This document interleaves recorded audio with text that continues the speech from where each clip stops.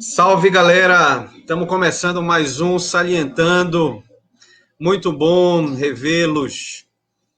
Paz e bem para todo mundo, muito axé, muita paz, muita saúde. Vamos lá, toda a positividade do mundo eu desejo a vocês. Hoje a gente está aqui com o meu amigo grande Rômulo Seric, professor de biologia, meu companheiro de caminhada de muito tempo também. Só recebo gente especial, gente do bem, gente importante aqui. E é uma grande satisfação tê-lo com a gente aqui nesse nosso Salientando, tomando esse cafezinho com esse preto velho. É uma grande satisfação. Hoje o nosso tema vai ser sobre Covid, o mundo pós-Covid. É um tema legal. Nós vencemos o Covid, uma pergunta, né? Qual a geopolítica da vacina? Quais são os aspectos importantes aí nesse mundo pós-Covid? E aí, vamos começar. Eu quero pedir para o meu amigo Rômulo se apresentar um pouquinho, falar um pouco do trabalho dele, falar um pouco dele para a gente ir trocando essa bola. Rômulo, meu querido, tapete vermelho estendido para você. Fale lá um pouquinho sobre você. Se apresente. Bem, eu gosto de me apresentar dizendo que eu sou Rômulo, professor de biologia. Eu acho que é suficiente, né? Sou professor de educação básica, né? Gosto pra caramba dessa profissão aí. Os meus alunos aí sabem, né? O quanto um ambiente que eu me sinto muito à vontade é a sala de aula. E a gente está nesse período de pandemia aí, tá com essa distância ainda, né? Então, sem dúvida, né? É muito bacana estar dialogando por aqui, ter essa possibilidade de dialogar por aqui. Então, eu agradeço o convite, Mike. Realmente, a gente está um tempão sem se ver fisicamente, mas legal que a gente está podendo interagir por aqui. Gostei muito do nome, né, da conversa, salientando. Pô, achei fantástico, achei genial esse nome e tal. Bem legal, combina bem contigo, né, Saliente. Tá certo.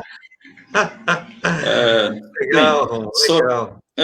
Só pediste para eu me apresentar, né? Então é isso. Sou professor de biologia, me atrevo a fazer, na medida do possível, usar minhas redes sociais para fazer divulgação científica, usar meu trabalho, né, para fazer divulgação científica também. O tempo todo estou acompanhando as atividades, trabalho escrevendo, além das escolas daqui de Santarém, cursinhos daqui de Santarém, também trabalho escrevendo material para o sistema de ensino, revisando material, produzindo questões. Então, assim, eu estou sempre buscando revisar, respirar a prova, os vestibulares, as provas do Enem, preparar a galera, né? Claro que o nosso objetivo de educação não é preparo para o vestibular, isso é algo bem pequeno, né? Digamos que isso é só a ponta do iceberg, mas sem dúvida a gente sabe que o acesso à universidade pública, sem dúvida, transformou minha vida, eu acredito que transformou a tua também, né? Então, sem dúvida, essa é uma batalha muito grande para que a nossa galera aqui de Santarém possa também, né, ter essa oportunidade de acessar o ensino superior, né, educação pública. Então, sem dúvida, essa é uma batalha que a gente trava, né, todos diariamente na nossa luta como educador. Cara, que isso é muito importante, mano. Essa nossa missão de educar, essa nossa missão de acompanhar a trajetória dos nossos alunos e o sucesso deles é muito compensador. Acho que a gente que vive o cotidiano, as angústias, as emoções, as alegrias, é fantástico essa nossa profissão, né? Eu gosto também muito do que eu faço. Mas vamos lá, meu querido Rômulo. É o seguinte, mano, eu sou da área da história, né, cara? Trabalho com geopolítica, que eu considero a geografia do presente, a história do presente, né? A geopolítica... Na verdade, a geopolítica, ela é uma ciência que está acima, né? Está meio que separada da história e da geografia, né? Não que esteja acima, né? Mas ela é um campo científico de batalhas importantes nesse processo todo aí. Eu gosto muito da geopolítica, né? E aí a Covid, cara, ela é um marco geopolítico, assim como a Revolução Industrial foi um marco geopolítico, assim como a Primeira, a Segunda Guerra Mundial, a Guerra Fria, né? O 11 de setembro foi um marco na geopolítica, porque muda a correlação de forças, muda a forma de tu pensar o território. Eu gosto muito de um conceito de geopolítica que está relacionado à projeção. E essa projeção significa tu projetar a organização do território do outro. Então, isso para mim define muito a geopolítica, tu pensar, tu projetar o território do outro. E a Covid, ela leva isso, né? Leva a gente a projetar o território do outro, o território do vizinho, o território da escola, o território do trabalho. Eu acho que todos nós fizemos muita geopolítica nesse tempo de pandemia, Rômulo, porque quando tu pensava em sair de casa, tu já pensa no outro, né? Pô, o que vai me encontrar na rua? O que vai me encontrar no espaço, né? Então, a gente já ficava pensando nesse processo aí, né? E a internet foi um marco também nesse processo, né? Todos nós meio que fomos colocados aqui, né? Eu pretendo continuar esse projeto do Salientando, eu e meu amigo Caio, destacando que a gente está com um problema na internet, praticamente toda a cidade teve um problema na Eletronorte, a maioria dos provedores estão com um problema, mas assim, a gente sabe que essas lives, elas são muito vistas depois, né? A primeira live sobre a masculinidade tóxica, a galera, depois de uma semana, tá me mandando mensagem dizendo que gostou muito, e é isso, é esse novo mundo, né, da internet, que essa nossa conversa aqui, ela tá guardada nesse mundo da internet, e a gente vai ficar, de certa forma, imortalizado nesse processo. Então, todos nós fizemos muita geopolítica, Rômulo, porque tu pensa, né? Eu vou na feira, eu vou ao supermercado, como é que está o território lá? Como é que está o comportamento do outro lá? Então, isso é muito geopolítica. A gente viu os Estados Unidos, por exemplo, que dá muito as cartas ainda no campo da geopolítica, fazendo isso, né? Atravessando, comprando respiradores, atravessando negociações, interceptando respiradores de outros países. A gente não sabe, eu não vou adiantar esse tema, a gente vai falar um pouco lá na vacina, mas a gente acredita que ele pode também comprar a vacina e fazer uma manobra geopolítica nesse processo, porque, no final das contas, geopolítica é força de decisão, força de projeção. E aí, meu querido Rômulo, a gente tem um debate na história que hoje eu vejo até um pouco exagerado, porque a realidade dá um choque na gente. Um debate que diz assim, que nós não vamos lembrar como foi 2019, ano que vem, porque a Covid, ela criou um novo mundo, e nesse novo mundo... Oi, filha, tá legal. Vida chegou aqui na área. Esse novo mundo, a gente é um mundo que vai... A máscara vai se perpetuar, a gente não vai mais voltar para aquele cenário de socialização constante, de aglomeração, e a gente entrou definitivamente no novo tempo. Por outro lado, Rômulo, eu vejo que o comportamento das pessoas no Brasil, eu não sei se tem informação como é que está por aí, é como se nós tivéssemos vencido a Covid. A Covid acabou. Aglomeração, pessoas em festas, autorização para grandes eventos e um comportamento como se a pandemia tivesse ficado para trás. E isso não é verdade, né? Os números mostram que não. Nós tivemos uma caída. Em alguns estados, a estabilidade. Mas a Covid ainda é uma realidade. E aí eu te pergunto, mano velho, nós vencemos a Covid? O que tu acha? Vamos lá, então, né, Mike? A pergunta é complexa aqui, tem muitos temas para a gente abordar, né? Mas não, né? Na verdade, a gente ainda não sabe qual é o momento que nós estamos na pandemia. Primeiro porque a gente não tem, no Brasil, por exemplo, a capacidade de testagem, a capacidade de avaliação, enfim, né? O que a gente pode apontar, a partir de alguns estudos, a partir de amostragem, e não de testagem massiva, mas sim de amostragem, você chega numa população, testa um percentual, extrapola aquela estatística, a gente tem noções, por exemplo, que em várias cidades do país a gente chegou, por exemplo, a um patamar de pessoas que, enfim, têm alguma forma de anticorpos, alguma forma de imunidade contra o vírus na faixa de 60%, né, no caso de Manaus, né. O que indica, então, né, que a gente estaria próximo. Bem, aí você tem uma discussão do que seria a tal da imunidade rebanho, né? Bem, a gente tem alguns artigos apontando aí que num lugar mais heterogêneo seria algo em torno de 40% da população, no lugar mais homogêneo lá pelos 70%. Bem, tem uma discussão do que seria imunidade de rebanho, mas basicamente uma situação onde o vírus teria dificuldade de se espalhar, basicamente 60% da população com algum tipo de resposta imune, seria um número bastante elevado, né, de pessoas que já foram expostas ao vírus. E aí, se a gente fala em imunidade de rebanho, começa a falar em imunidade de rebanho sem vacinação, significa que, na verdade, foi o vírus que ganhou. Significa que, na verdade, o vírus, até então, conseguiu matar todo mundo que ele pôde matar, e fazer o caos que ele pôde fazer, e que a gente fez muito pouco, digamos assim, né, para, digamos assim, salvar as vidas em potencial que a gente poderia ter salvado aplicando conhecimento científico, aplicando o conhecimento que a gente tem, aplicando as informações que a gente tinha à disposição naquele momento, né. Então, assim, se a gente assumir essa noção de que realmente, né, a gente está próximo de atingir em cidades, por exemplo, da região norte, Manaus, Santarém, enfim, a gente está próximo de atingir a imunidade de rebanho, na verdade a pandemia nos venceu. Essa é a realidade, né? A questão é o seguinte, quando a gente aponta, por exemplo, o caso da gripe, a gente tem uma taxa de letalidade, por exemplo, para a gripe, aí, claro, tem vários tipos de vírus influenza ali relacionados à gripe, né? Mas ele tem uma taxa de letalidade. A questão é que, vamos dizer que a sociedade considera como tolerável, digamos, aquela taxa de letalidade, digamos assim, é o que a gente está acostumado a ver dentro do perfil de pessoas vulneráveis falecendo e tal, e a gente meio que vai assumindo isso dentro de uma normalidade, né? E a gente vai tocando a nossa vida.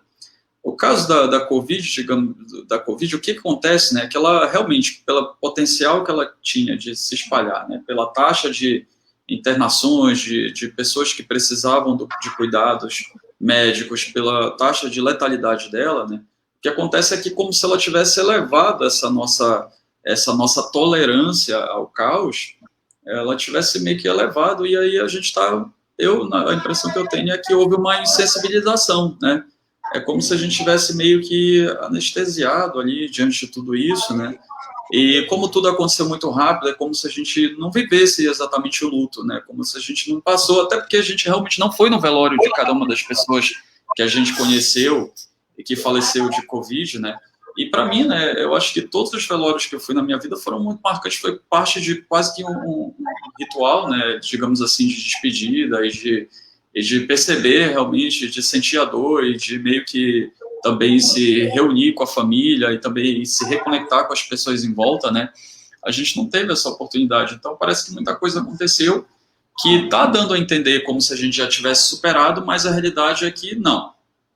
Há um cenário que a gente a gente tem que acompanhar, eu digo a gente, os cientistas, evidentemente, né, e a sociedade tentando acompanhar, né, dentro da noção da análise, na minha opinião, que acadêmica, né, que deva ser acadêmica, é interessante acompanhar o que está acontecendo em Manaus.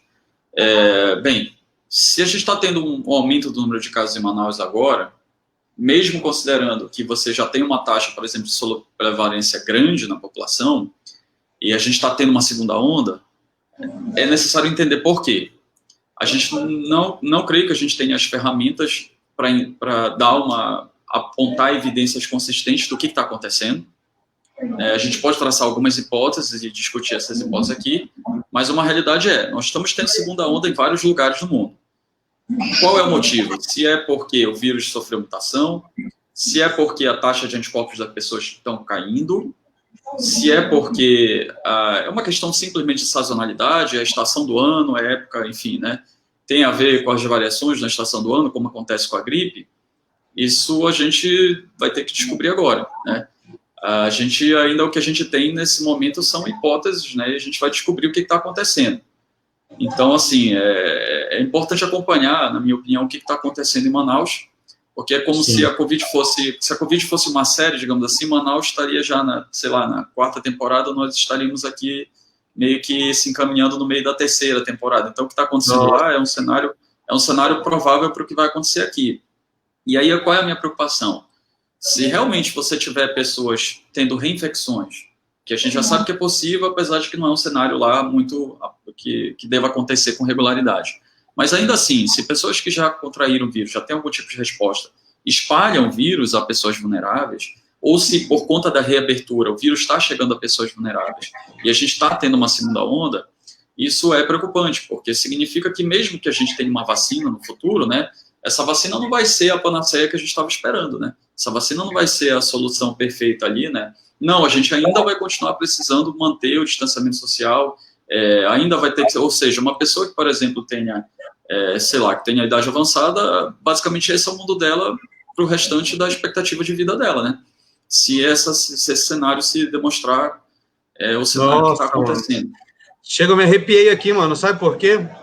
Porque essa epidemia, ela vem para, de certa forma, humanizar a gente e fazer com que nós tenhamos uma consciência, mesmo que de uma forma obrigatória, entre aspas, de que nós devemos ter solidariedade e perceber que nós temos diferenças em relação à vulnerabilidade, e isso deve ser muito considerado. Essa tua fala, ela me despertou muito isso, sabe? E é algo que eu não vejo a gente defender nos meios que são importantes, né? De que, por mais que nós tenhamos vacina, a gente precisa entender que o nosso comportamento daqui para frente tem que mudar necessariamente, a gente tem que se preocupar com o outro.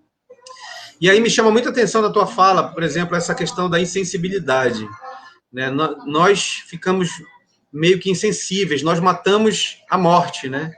A gente não cultua, a gente não faz mais o ritual da morte, a gente não faz essa reflexão da morte, né? Talvez seja reflexo desse mundo que a gente está vivendo acelerado, essa história de fluidez, de pós-modernismo, sabe? De tudo é muito descartável. Mas eu queria que tu falasse um pouquinho, assim, que eu acho que interessa muito para o nosso grupo, o nosso público, melhor dizendo, Rômulo,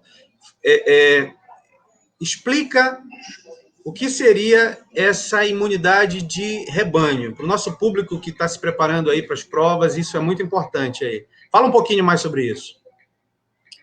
Vamos lá, a gente tem vários tipos de infecções que a gente pode contrair, né? E as infecções virais, elas têm uma característica que o nosso corpo, normalmente as infecções virais, a gente não tem, por exemplo, uma cura para elas. O que a gente faz na verdade, ou porque elas não duram tanto tempo assim, ao ponto de que a gente precisa tratar, ou por características mesmo da biologia do vírus, então não existe um remédio que você vai tomar para curar. O que existe, na verdade, é a gente tratar os sintomas, para a pessoa não morrer daquilo, e o nosso corpo meio que resolveu o problema produzindo anticorpos específicos para combater aquele vírus. Esses anticorpos vão se ligar a uma proteína do vírus, que a gente chama de antígeno, ou um carboidrato no vírus, enfim, que a gente vai chamar de antígenos, que são substâncias que o vírus tem capaz de sensibilizar o nosso sistema imunológico, e assim a gente consegue, então, gerar uma resposta para combater o vírus por diversos mecanismos. E aí o que acontece é que existe uma espécie de memória imunológica no nosso corpo, que uma vez que você é infectado pelo vírus, você cria essa memória. E aí, quando você tem uma nova exposição a um vírus que tenha essencialmente aqueles mesmos antígenos, aquelas mesmas substâncias que o sistema imunológico é capaz de reconhecer, você já consegue produzir uma resposta. Aí, nesse caso, o que acontece? Se eu sou exposto ao vírus, a produção de anticorpos no meu corpo vai ser tão rápida que o vírus não vai conseguir se espalhar, não vai conseguir gerar uma resposta consistente, uma infecção persistente no meu organismo, eu não vou manifestar sintomas e provavelmente eu não vou transmitir a doença. Eu digo provavelmente porque tem casos e casos. Por exemplo, o caso da poliomielite, a primeira vacina que foi desenvolvida, a gente aplicava a vacina, a pessoa não desenvolvia poliomielite, paralisia infantil, mas ainda poderia transmitir, porque ainda conseguia produzir um pouco de vírus ali que poderia espalhar para outra pessoa. Aí depois que as vacinas foram se aperfeiçoando, a gente conseguiu fazer uma vacina de vírus atenuado, que hoje a gente consegue não só fazer com que a pessoa não contraia a doença, mas também não transmita. Então, ou seja, tem níveis e níveis, digamos assim, né, de respostas imunológicas ali, de como é que a gente combate. E aí o que acontece, né? Quando uma parcela significativa da população já foi exposta ao vírus, já tem algum tipo de resposta imunológica, o vírus começa a ter dificuldade de achar pessoas para infectar. Ou seja, pessoas vulneráveis, pessoas suscetíveis para ele. E aí é isso que a gente chama, então, de imunidade rebanho. As vacinas, elas são uma estratégia para isso. Inicialmente, toda pandemia viral, toda epidemia viral, imagina que no começo, né, o Mike pode falar melhor sobre isso, mas as civilizações humanas a gente vivia essencialmente em grupos rurais, de pequenas vilas, e a gente tinha contato com poucas pessoas ao longo da nossa vida, né? E provavelmente com as mesmas pessoas, eu acho que não mais de 40, Mike, o que tu diria, né? Vamos imaginar aí no começo, antes das grandes cidades, né? E aí, bem, hoje, né, a gente entra em contato com muita gente de várias formas, direta ou indireta, né? Aí o resultado, então, né, que a capacidade realmente de uma proliferação de uma doença, seja ela qual é a fonte, mas, por exemplo, o vírus respiratório é uma capacidade muito grande, né?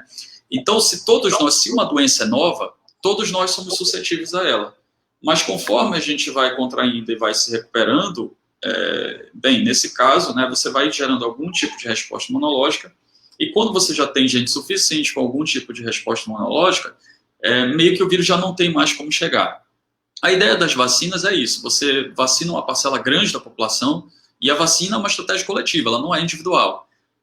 Não adianta eu tomar lá a vacina e achar que pronto, está tudo resolvido, né, eu estou livre. Não, na verdade, a gente tem que vacinar um número grande de pessoas, porque a vacina ela tem um percentual de eficácia, às vezes é 60%. Então, se eu tomei a vacina, talvez ela não pegou.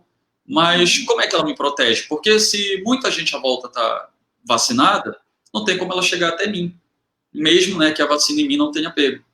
Então, nesse caso, né, se eu quiser que a minha filha, por exemplo, não pegue sarampo na escola, né, eu preciso que todas as crianças da escola estejam vacinadas, para exatamente isso que vai ser a imunidade de rebanho. Só que aí o que acontece, né?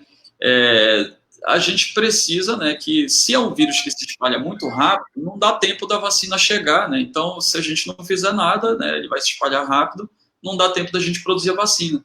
As vacinas normalmente levam décadas para serem produzidas, o recorde que a gente tem numa vacina é 4 anos, né? Então, bem, a vacina que foi mais rápida de ser produzida, bem, ao que tudo indica, as vacinas do Covid vão ter uma aprovação recorde, pulando alguns protocolos, mas principalmente investindo muito dinheiro, investindo muita gente pesquisando e tal, né? Mas a questão né? A gente tem que ter um mecanismo, por exemplo, de atenuar a curva de disseminação do vírus para que a vacina realmente cumpra o papel. Porque, por exemplo, se eu for vacinar hoje a população de Manaus, né? Se já tem 60% das pessoas com algum tipo de resposta imunológica, então a vacina chegou tarde, essa é a realidade, né? Talvez a vacina vai ser bastante útil, por exemplo, em um lugar como o Vietnã, um lugar como a Nova Zelândia, por exemplo, né? Em que as taxas de infecção foram baixíssimas, né? A custa de muito esforço de contenção do vírus, de medidas de contenção, de lockdown, de restrição, mas principalmente de testagem, muita testagem, rastreamento de contatos, vendo ali, enfim, né? Uso de diversas tecnologias para isso, né? Então, bem, para esses lugares a vacina realmente vai ser muito efetiva, né? Para nós, meio que ela já vai chegar, digamos assim, né? Com a gente tendo vivido o pior dos cenários, né? Seria basicamente isso, Mike. Nossa, nós no geral, não soubemos lidar com essa pandemia. E aí, Rômulo, eu lembro que nós tivemos vários momentos assim, sabe? Só um estudo de uma psicologia coletiva, assim, para a gente entender melhor. Porque a gente teve um momento que a gente negou, né? Não, isso aqui não atinge lugares quentes, né? Isso aqui não vai pegar a gente com muita força. Depois, não, vai pegar, mas não é tão letal. E nós tivemos muita fase de negação. Depois a gente começou a se apropriar de um discurso que era até anticientífico, que tal remédio, né, a cloroquina vai resolver, e as pessoas na rua diziam, não, mas tudo bem, mas nós temos a cloroquina, e depois tem ivermectina, e depois tem isso, então tudo era muito fora do campo científico, e ao mesmo tempo que tem esse debate de ciência e não ciência, o negacionismo, e aí a gente vê, por exemplo, Rômulo, tu tem uma sociedade brasileira dividida em praticamente tudo. Né? Teve uma das últimas pesquisas que eu vi, 43% das pessoas elas fizeram mesmo o isolamento social. E aí, quando tu junta com pessoas que saíram para comprar alguma coisa, dava 50%, 51%. E os outros, 50% ou 49%, não fizeram isolamento social. Então, nós temos uma sociedade dividida. E desse público, jovens até 24 anos é um percentual muito grande de jovens que simplesmente negaram, disseram, não, eu não vou fazer. Então, isso passa pela sensibilidade, passa pelo debate da ciência, passa por um debate da solidariedade entre nós, e ao mesmo tempo em que nós conseguimos, nós professores, servidores públicos, nós conseguimos fazer um debate muito importante por dentro dos espaços que a gente estuda, do que a gente trabalha, e dizer que era importante, sim, fazer o isolamento. Era importante, sim, o lockdown. E aí eu te pergunto, mano velho, valeu a pena esse nosso debate? Valeu a pena, diante de tudo isso que tu fala, que, de certa forma, a vacina vai chegar um pouco atrasada, e nós nos esforçamos, e debatemos, e seguramos. Como é que tu avalia isso? Valeu a pena? Vamos lá, né? O que acontece? Foi mal feito, né? O lockdown no Brasil. Olha, Rômulo. Oi. A Jaque, da Biologia, tá mandando um abraço aí para ti. Beijão, Jaque. João Elbio foi teu colega, olha, colega do tempo de Dom Amando. João Elbio é um grande parceiro, meu irmão branco, está me ajudando aqui na campanha do 50-500, estamos nas ruas, nas batalhas aí, defendendo educação, direitos, acolhimento. É um grande companheiro, ele, Caio, Jaque Braga. Legal, estão mandando um abraço para ti, mano. Poxa, obrigado, abração. Thelmenita também, vai lá. Olha, essa é uma questão muito importante, Mike, porque a gente está vendo agora, por exemplo, né, depois que tudo aconteceu, muita gente dizendo, olha, lockdown, tá vendo, não era para ter sido feito, só prejudicou a economia, né? Novamente, aquela questão de colocar, né, um dilema entre salvar vidas e salvar a economia, que ele nunca existiu, né? A gente sabe que esse dilema salvar vidas e salvar a economia nunca existiu, porque o FMI, Fundo Monetário Internacional, o FMI, eu imagino, né, que as pessoas sabem, enfim, né, sabem o que isso significa, né? Ele tem dito que os países que conseguiram salvar mais vidas estão numa melhor condição econômica agora de recuperação. Então, esse dilema nunca existiu, né, de salvar a vida. Não, a realidade é que não tinha como manter a economia diante de uma pandemia, né? Não adianta, né? Aí a questão é, como é que a gente enfrenta, né, a pandemia, nesse caso, né, e tendo o mínimo de baixas possíveis, até porque isso é importante na retomada da economia em qualquer circunstância, né? E aí o que acontece, né? O lockdown, no Brasil, ele foi bem complicado por vários motivos. Primeiro porque, por exemplo, quando a gente começou o lockdown em Santarém, a gente nem sabia se o vírus já estava aqui. O lockdown não, mas eu digo assim, as medidas de isolamento, assim, né, de restrição, a gente nem sabia se o vírus estava aqui. E a culpa de quem, né? Para mim, claro, tem a responsabilidade dos governos estaduais, mas para mim a principal responsabilidade é do governo federal, que hoje a gente está vendo que optou deliberadamente por não investir em testes. A gente sabe que recebeu recursos para comprar testes, né? E preferiu jogar, né, nos projetos da Michelle, né? Enfim, né, soube dessa história, né, mãe? Então, assim, né, a gente sabe, né, e o próprio Mandetta agora já admitiu isso, né, o ex-ministro da Saúde já admitiu isso, que estava conflitando ali, né, a gente sabe que tem a agenda dele, enfim, né. Então, ou seja, a gente não fez a testagem como deveria ser feito, como se propõem os protocolos, enfim, né. Claro que também isso tem inúmeras situações. Primeiro, o desmonte na ciência, o desmonte das universidades já vinha acontecendo há muito tempo, o que dificulta a gente ter uma capacidade de testagem, inclusive, né, de própria, porque, por exemplo, para a gente fazer teste, a gente precisava comprar reagentes, precisava comprar um monte de coisa que não tinha à disposição, porque no meio da pandemia estava acontecendo tudo aquilo, e como tu já comentaste, né, a Europa e os Estados Unidos agiam quase que numa pirataria, né, pegando o avião não podia parar no aeroporto europeu porque confiscavam, né, materiais EPI, enfim, né, imagina a testagem, né. Então, assim, obviamente tem vários culpados, mas o governo federal em nenhum momento centralizou as ações que deveriam ser tomadas, né, optou por negar a pandemia desde o começo, enfim, né, e nesse caso a gente teve um cenário onde, assim, a gente fez tudo no escuro, inclusive o isolamento, inclusive o lockdown. E aí, né, a gente começou sem saber muita coisa, assim. De certa forma, né, é normal, né, a gente passar por diversas inseguranças, assim, porque a gente trabalha com os dados que a gente tem naquele momento, né? Então, por exemplo, né, eu falei antes do fim das aulas presenciais, eu falei para os meus alunos para não usarem máscaras.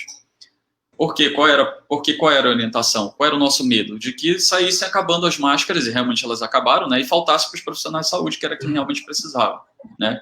E até então, a gente não sabia se as máscaras caseiras, elas iam ajudar ou não.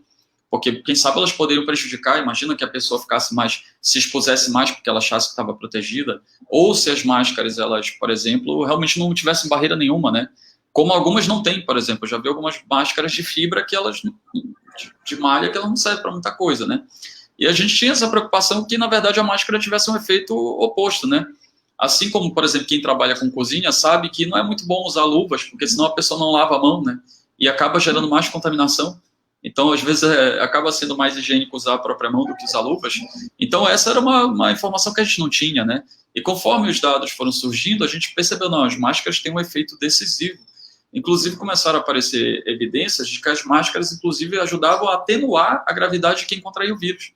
E aí, então, né, vamos usar máscara, vamos incentivar. A ciência é assim, é erro, tentativa, né? E conforme as informações vão surgindo, a gente vai utilizando, né? Então, assim, em relação ao isolamento, por que ele foi importante? Porque ele ajudou a reduzir o número de casos. As projeções matemáticas, elas apontavam uma quantidade de mortes muito, muito maior do que a gente teria, né, do que a gente teve, desculpa, se a gente realmente não tivesse nenhuma medida de contenção do vírus. E realmente a gente teria um caos nos hospitais muito, muito maior se a gente não tivesse feito nenhum mecanismo de contenção. E, bem, mal do jeito que foi, nós conseguimos fazer. E aí o que acontece? Agora meio que está tudo liberado, entre aspas, né? Bem, as coisas estão voltando e tal, né? Aí realmente o número de casos estão subindo. O que acontece? Lugares que fizeram um lockdown muito fechado, assim, por exemplo, a Argentina, que fez um lockdown muito melhor que o nosso, né? Tá tendo agora um número de casos muito grande. Aí as pessoas estão dizendo assim, olha aí, tá vendo? Não adiantou nada, porque agora vai ter que soltar, né? Bem, vai ter que soltar e aí todo mundo vai contrair, ninguém está imunizado. Só que a questão tem muito mais chance de sobreviver quem pegar Covid agora do que quem pegou Covid em março, abril, quando o país estava tendo que disputar ventiladores com os Estados Unidos, quando a gente estava tendo que botar rotas de avião pela Etiópia, enfim, né, para chegar ventiladores aqui e ainda chegaram os ventiladores que nem funcionavam, né, que foi o caso do que a gente teve no estado do Pará. Então, hoje, lá em março, quando uma pessoa aparecia com sintomas de coagulação, os médicos nem sabiam o que era. Hoje nós sabemos o que está acontecendo e os médicos já sabem, inclusive, como fazer algum tipo de tratamento, já têm mais experiência, já sabem mais ou menos, meio que, ou seja, é um cenário hoje que a gente tem muito mais condição de salvar a vida, tanto que, apesar do número de casos estar subindo, mas a taxa de mortalidade ela tem caído, a taxa de letalidade tem caído. E para mim é isso que vai ser, se eu fosse apostar algo, eu apostaria que é isso que vai ser a panaceia, digamos assim, do Covid. Não acredito que vai ser a vacina exatamente, pelo que a gente está vendo. Eu acredito que a panaceia vai ser quando a gente começar, então, a compreender melhor todos os mecanismos ali, compreender melhor os casos graves, compreender melhor como é que a doença se relaciona com o corpo, e a gente começar, então, a desenvolver tratamentos específicos para os casos graves, para que aí sim, né, a taxa de letalidade caia bastante, de forma que, né, já não seja mais a preocupação que a gente tem como é a Covid hoje, né. Mas uma coisa está certa, uma coisa está clara, o vírus está aí para ficar, ele vai nos acompanhar durante muito tempo, né. Pode ser que ele venha a se tornar como os seus parentes, que causam um mero resfriado, pode ser que é isso que vai acontecer, né? Mas até lá a gente precisa de muitas, muitas descobertas. E quem fez um lockdown lá no passado, quem fez o isolamento lá no passado e não contraiu agora, tem condições de se beneficiar das novas descobertas, dos tratamentos, das novas informações. Olha o Donald Trump, por exemplo, que foi infectado agora. Ele não tomou remédio para piolho, né? Ele não tomou ele não tomou remédio para malária, né? Ele fez tratamento com soroterapia, ele fez tratamento com corticoides, por exemplo, coisas que foram descobertas de um tempo recente para cá, né? Ou seja, o fato dele ter contraído agora, ele se beneficiou de uma série de coisas, e para ele ter tomado corticoide, dexametasona, significa que em algum momento a coisa foi grave. Em algum momento ele teve inflamação no pulmão, né, nas vias aéreas. Então, significa, né, que ele poderia sim ter tido uma complicação, né, até porque ele é, de vários aspectos, de grupo de risco. Ou seja, então quem conseguir conter a curva lá atrás agora, né, com certeza tem mais chance de sobreviver hoje. Certo. Rômulo, é impressionante que tudo esse momento histórico que a gente está atravessando está diretamente relacionado à nossa forma de perceber tudo isso, se comportar em relação a tudo isso, ao fortalecimento da nossa solidariedade, da ciência, da educação. Essa é a batalha que nós temos. Temos algumas perguntas aqui, Rômulo, importantes aqui. Olha, o Luiz Gabriel perguntando: qual a opinião de vocês a respeito da maneira com que o prefeito e o governador agiram e estão agindo diante da pandemia? Cara, uma pergunta bacana essa aqui. Eu vou aproveitar para fazer a segunda pergunta do João Elber, teu amigo lá do Amando. E um abraço aí também para toda a galera que está assistindo, que vai assistir depois da live nossa. O Marcos Ferreira. Marcos, depois manda teu contato aí, mano. Tá sempre dando uma força na campanha aí. Quero conversar contigo. Tá legal? Olha o João Elber aí. Rômulo, você acredita que a destruição e alteração abrupta dos biomas brasileiros pode, de alguma forma, trazer novas doenças? Duas perguntas muito porrada, mano, muito complexas. Vai lá, mano, velho. Responde aí. Eu começo pela última ou pela... Fique à vontade, meu irmão, a casa é sua. Eu vou começar pela última, porque ela é menos polêmica, né, já que a gente vai falar da nossa autoridade, né? Então, vamos lá. Sem dúvida, né? Você tem várias doenças de ciclo silvestre que elas são decorrentes de desmatamento e basicamente destruição, desmatamento, expansão urbana. Então, por exemplo, nós tivemos casos de epidemia de febre amarela recentemente que estão relacionados a desmatamento. A gente tem casos de malária, por exemplo, aumentando, garimpo ilegal, uma série de coisas, né? Por exemplo, em Belterra nós tivemos surtos de hanseníase por pessoas comendo carne de tatu. Pessoas comendo carne de tatu contraindo hanseníase. No caso da hanseníase, é uma infecção bacteriana que nós passamos por tatu, ela circula no tatu e aí ela vem de volta para a gente, as pessoas consumindo carne de tatu, para você ter uma ideia, né? Então, assim, num cenário onde a gente desmata, muitas doenças de ciclo silvestre elas podem chegar. E assim, por que as pessoas estão comendo carne de animais silvestres? É algo a se pensar, né? Não é só isso que tem potencial pandêmico. Por exemplo, grandes fazendas de animais domésticos têm potencial pandêmico também. A gripe suína é um bom exemplo disso, né? Mas sim, sem dúvida, a gente está comendo carne de animais silvestres e desmatando e se expondo e invadindo cada vez mais áreas, alterando a paisagem. Isso sim se correlaciona com isso, né? Eu acho que um caso que eu posso citar interessante, por exemplo, eu já vi que vale a pena comentar. Eu já vi muita gente achar que a AIDS, por exemplo, falar que a AIDS é um castigo divino, enfim, né? E aí joga preconceito, né? Por exemplo, dizer, não, a AIDS foi um castigo dos homossexuais, não sei o que e tal, né? Mas assim, quando a gente analisa... Já ouvi essa história, né? Mas quando a gente analisa, por exemplo, como a AIDS surgiu, né?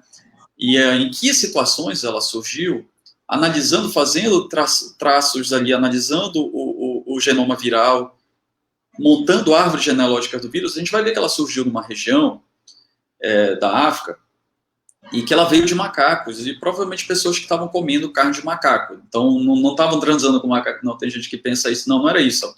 A hipótese que a gente tem mais consistente é que a pessoa estava comendo carne de macaco, e se você já preparou alguma carne, se você cozinha alguma vez na vida, você já se cortou. E, eventualmente, aquela pessoa se cortou ali e se expôs acidentalmente ao vírus assim, né? E aquele vírus ali, inicialmente, sofreu uma mutação e conseguiu ali infectar humanos, porque a princípio a gente tem linhagens de imunodeficiência assim, muito similares, né?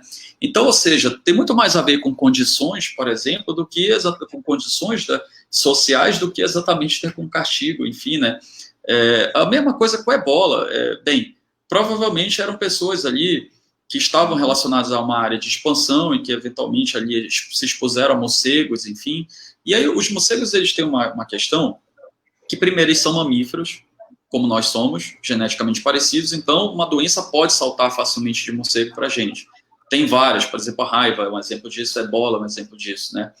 E outra coisa, né? Os morcegos, como eles voam, eles têm uma temperatura muito quente, então não é uma febrezinha que vai matar esse vírus.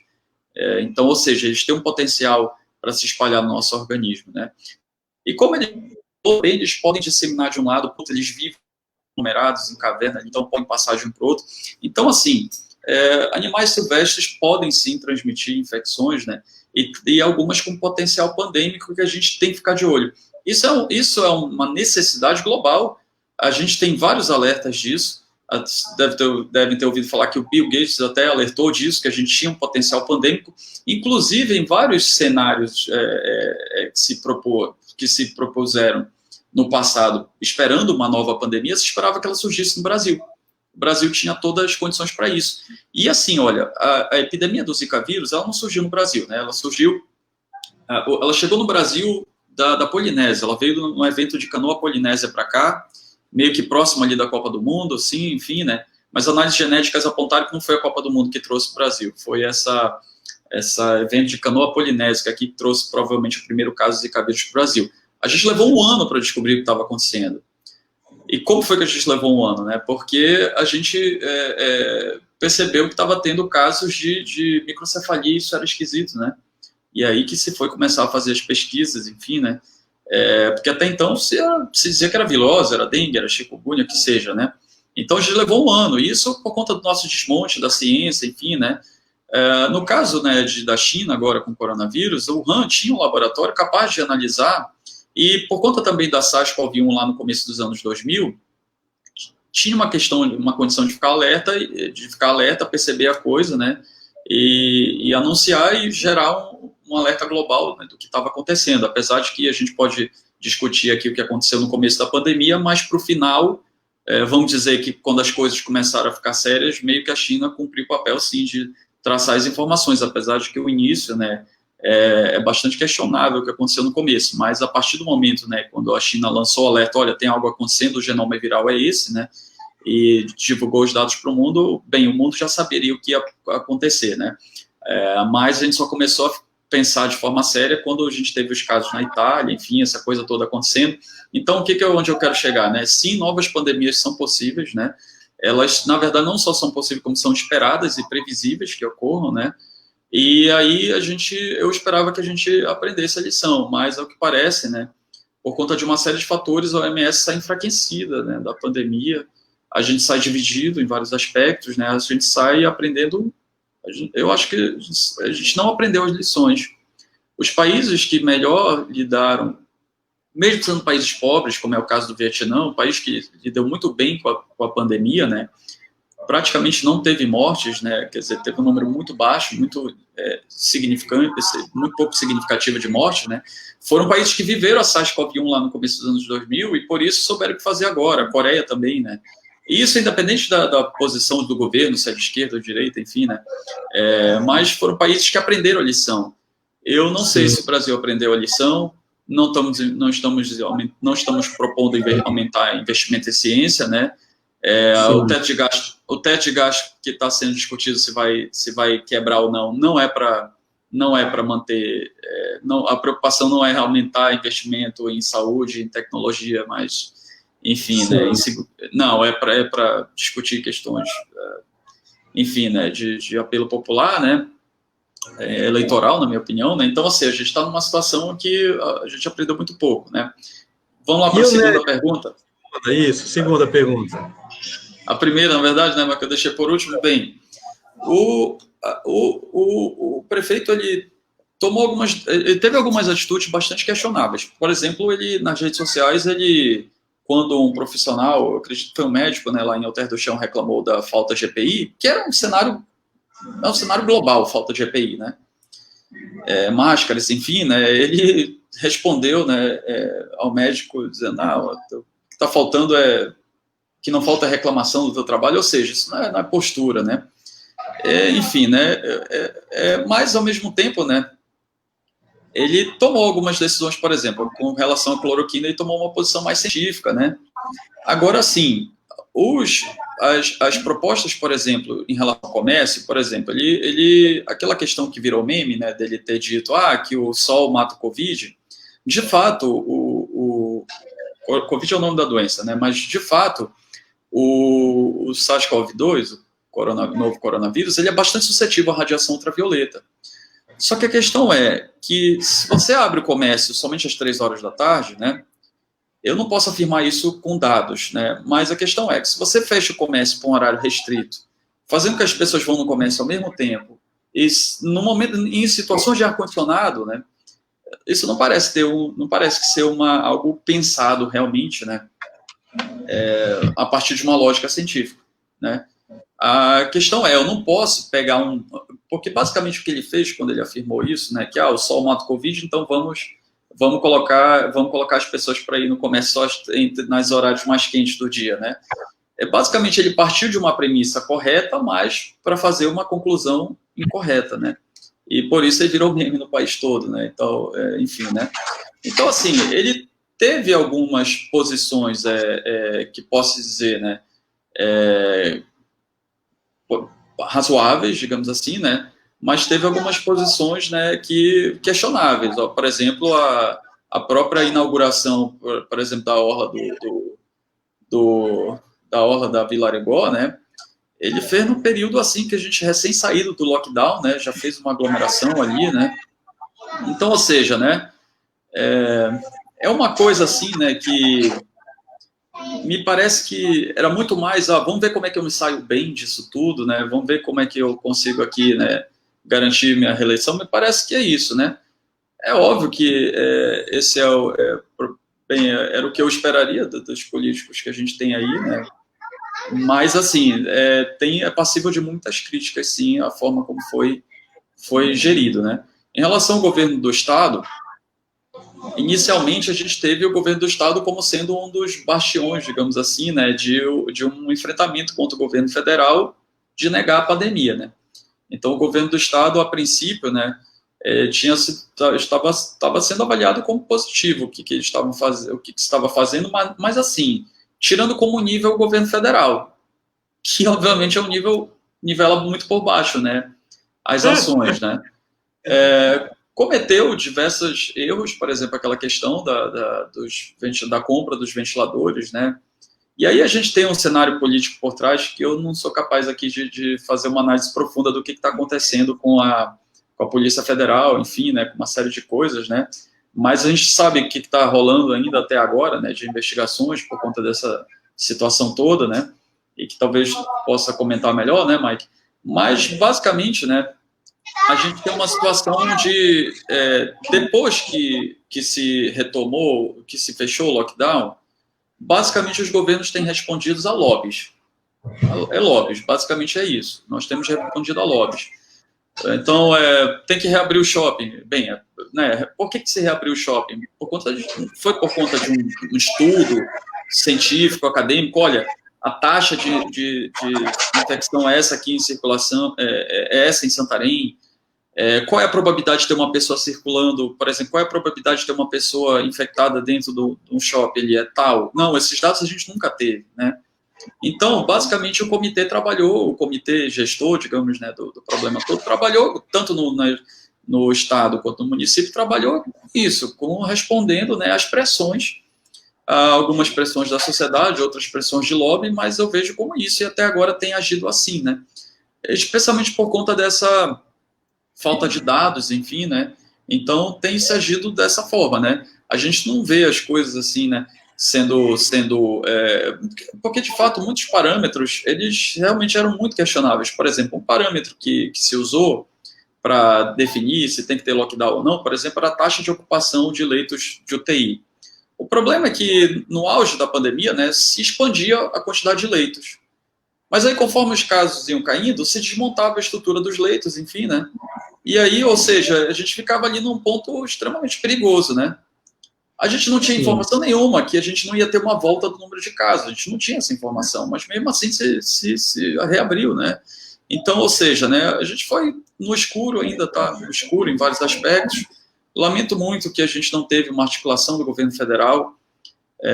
Se a gente tivesse um governo federal realmente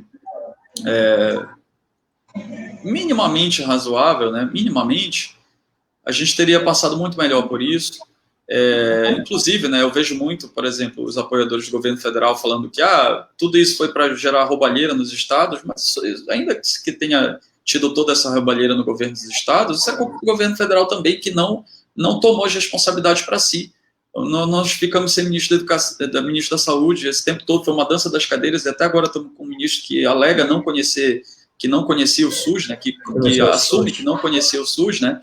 Se a gente tivesse um Ministério da Saúde dizendo, não, a gente vai tomar as responsabilidades para si, a gente vai comprar testes, a gente vai comprar respiradores, é Manaus que está o epicentro, então vamos lá pegar os nossos recursos para lá, vamos ter UTI em Manaus, vamos expandir a capacidade de UTI em Manaus, o problema saiu de Manaus, agora está no Sul, vamos desmontar as UTIs de lá, vamos trazer para cá. Então, ou seja, né, se a gente tivesse uma articulação federal, né, sem dúvida a gente tinha passado de outra forma, né, pela pandemia, inclusive nas respostas que prefeitos e governadores teriam tido, né, ou pelo menos poderiam ter feito, né, durante esse período todo, né. Cara, muito bom, Rômulo. Nossa, rapaz, passou voando isso aqui tudo. Meu irmão, uma metralhadora cognitiva, cara. Nem deu de falar das vacinas ainda? Dá tempo de falar? Dá tempinho, sim. Eu vou passar para ti falar das vacinas e fazer tuas considerações finais também, que é importante. Passa voando aqui o negócio. E eu queria que também tu comentasse nesse processo todo que essa batalha nossa, ela é uma batalha que coloca a gente nesse lugar de humano, demasiadamente humano, como dizia o Nietzsche, considerando nossas diferenças, considerando nossa realidade geográfica diferente. Mas essa é uma batalha internacional. Por que eu digo isso, Rômulo? Porque tu falaste de Wuhan, se eu não me engano, no aeroporto de Wuhan é 100 mil pessoas por dia que passam. Nós temos 6 milhões de pessoas voando todo dia, 18 mil rotas de avião. Então, a questão é, nós vamos passar de novo, né? Os estudiosos se perguntam como é que a gente vai responder pelas próximas, né? E tu já adiantou aí que a gente aprendeu bem pouco nesse processo, né? Mas eu acredito que a gente tem muita coisa para fazer. As batalhas, elas são pela educação, pela ciência, são no campo da política, né? À toa que a gente está se mobilizando para ocupar esse espaço, sou candidato a vereador, estamos numa equipe bacana aí nessas batalhas todas, porque a política é a nossa vida, né? Faz parte do nosso processo todo, e tu deste uma resposta muito importante para todas essas nossas angústias, essas percepções. Eu fico muito feliz de acompanhar essa trajetória. Eu queria passar a bola para ti e fazer as considerações finais aí, que a gente já vai para 1 hora de conversa, passou muito rápido. Quero que tu fale um pouco dessa vacina aí e vamos fechando. Mano, a palavra está com você. Vamos lá, né? Eu tô na torcida aí para que realmente as vacinas saiam, né? É uma corrida que a gente sabe que tem contornos geopolíticos, tanto que não é à toa que a Rússia chamou a vacina deles de Sputnik, né? Não é à toa, né? É para dar lembrando a Guerra Fria, né? Só a preocupação é assim, né? Que a cachorra laica, né? Não teve um final muito bom, não, né? Então essa é a preocupação, foi isso que eu pensei quando falaram do nome da vacina, né? Mas assim, né? O que acontece, né? A gente tem que torcer para que todas as vacinas saiam, né? Os países o que acontece? Os países, Estados Unidos, Inglaterra, enfim, a União Europeia, compraram diversas vacinas de diversos grupos, né? Ou seja, eles estão apostando que talvez não vai ser uma que vai funcionar, ou talvez se ela funcione, mas ela não vai dar resposta do jeito que a gente espera, né? A aposta digamos assim, a vacina que pareceu mais promissora pelas apostas que países fizeram de investimento, de comprar lote antecipadamente, parece que a vacina de Oxford, né, que inclusive tem sido testada no Brasil, o que não é orgulho para a gente, porque vacinas só são testadas onde tem muito vírus circulando, né? Só faz sentido testar uma vacina onde tem muito vírus circulando, então por isso que o Brasil foi eleito para isso, pela China, enfim, né, pela Rússia, pela Oxford, né, enfim, né. Então, assim, nós temos diversas vacinas com mecanismo de ação. Acho importante que a população entenda e acompanhe esse desenvolvimento das vacinas, até para desmistificar, porque a gente estava tendo um movimento anti-vacinas, inclusive, ou um desleixo com as vacinas que fez com que o sarampo voltasse para o Brasil, por exemplo, né. Então, assim, é importante a gente entender como as vacinas funcionam, né, e a partir daí, né, a gente entender os processos e aumentar a nossa confiança a respeito do que ocorre, né? E aí, realmente, eu estou torcendo para que todas as vacinas saiam, mas é o que parece assim, né? Não adianta acelerar os resultados. Basicamente, o que a gente está dependendo hoje para autorizar uma vacina?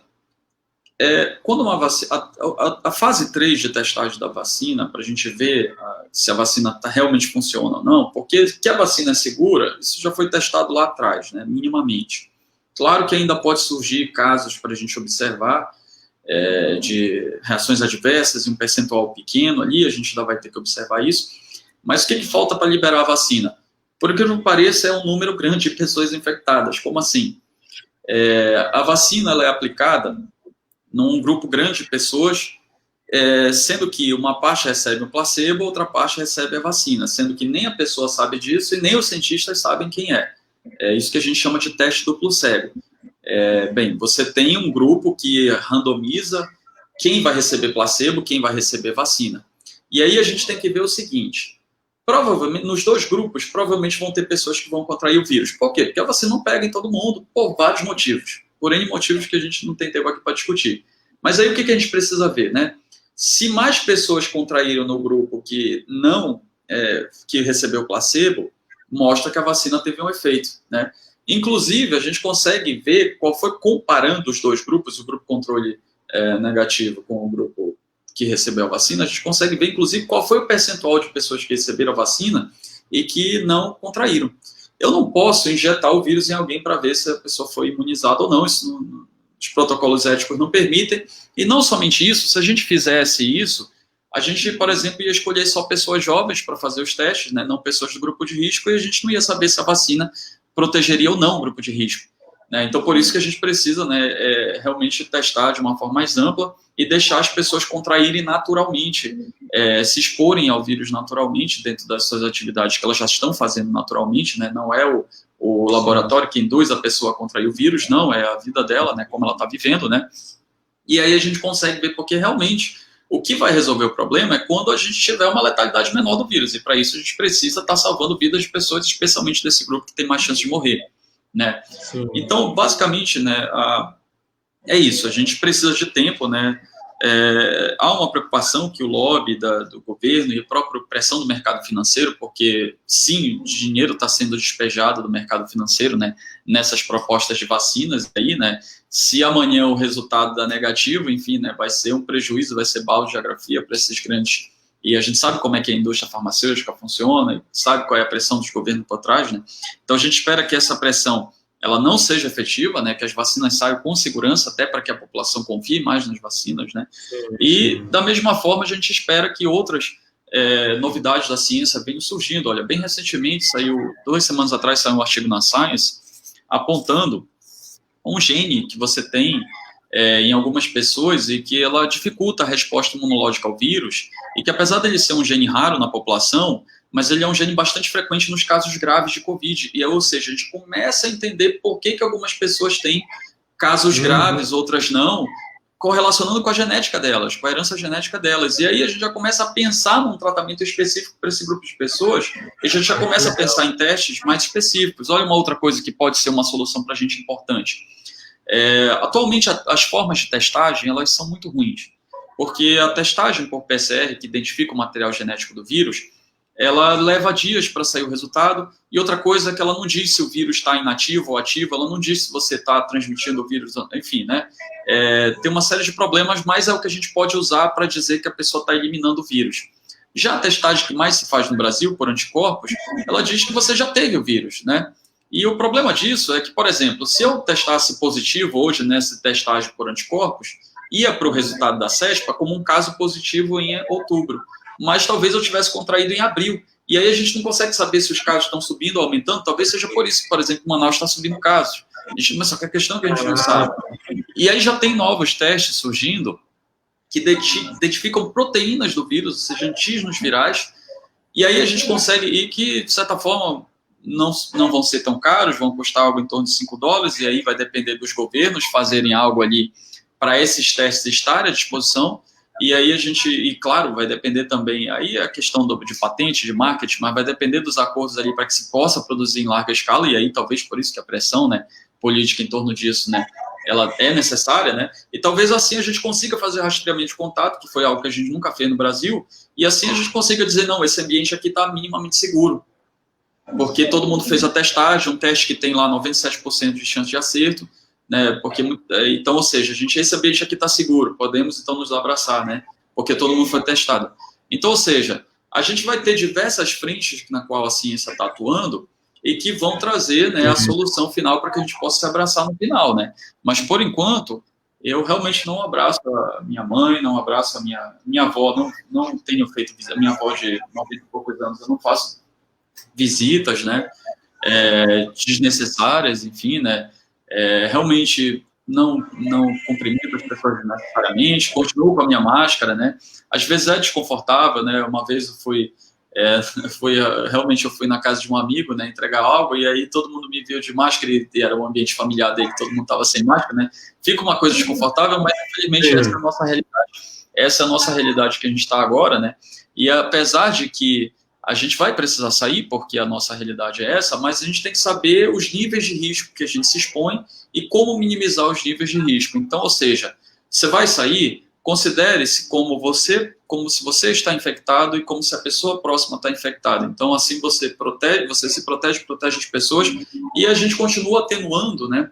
Porque aquela história, é possível que eventualmente todos nós vamos ser expostos a esse vírus em algum momento ou não, é possível, mas a questão é, né, quem se infectar mais tarde tem mais chance de se beneficiar das descobertas que virão pela frente, né? Sim. Então, né, vamos continuar cuidando das pessoas, né?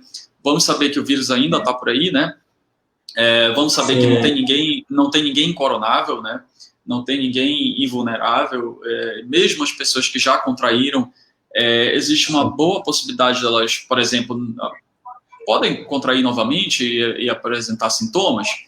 É uma hipótese que não tem tido tanta força, apesar de que a gente já tem boas evidências de novos casos de reinfecção, né? Se essas pessoas vão apresentar uma forma mais grave da Covid ou não, isso a gente vai descobrir. Mas a questão é, né? Se a gente, por exemplo, tem uma taxa em Manaus de 60% das pessoas com algum tipo de resposta imune e ainda assim o vírus continua se espalhando, então pode ser que essas pessoas, apesar de não manifestar sintomas, mas continuem transmitindo. Então, nesse caso, né, obviamente eu estou trabalhando com hipótese aqui, a gente vai descobrir isso com o tempo, né? Mas nesse caso, né, então assuma como se você ainda pudesse transmitir e contrair, porque é o que a gente deve fazer agora, né, para proteger as pessoas à nossa volta. Nossa, que documento fantástico nós temos, mano velho. Vamos divulgar esse documento aqui, muita informação importante. Documento para o futuro mesmo. A gente da história diz, esse documento é um documento para a gente acessar lá na frente. Falamos sobre o nosso tempo, sobre os desafios, sobre nossas perspectivas. Muito bom, mano. Muito bom contar contigo, muito bom contar com a tua força, com o teu conhecimento e com a tua trajetória. Estamos nessa batalha. Segunda que vem temos mais um, salientando, vamos discutir sobre a Amazônia em Chamas, meio ambiente, vamos convidar todo o nosso pessoal, estamos nessa batalha aí, educação, acolhimento, direitos, tudo 50-500, tudo nosso, meu irmão. Obrigado, Rômulo, valeu, mano, velho, deu uma hora de live, muito obrigado, tudo de bom, mano, abraço, olha aí o Josué Andrade dando um alô aí também para nós. Falou, meu irmão, tchau. Tchau, tchau. Elizabeth deu um tchau aí para ti. Valeu. Valeu!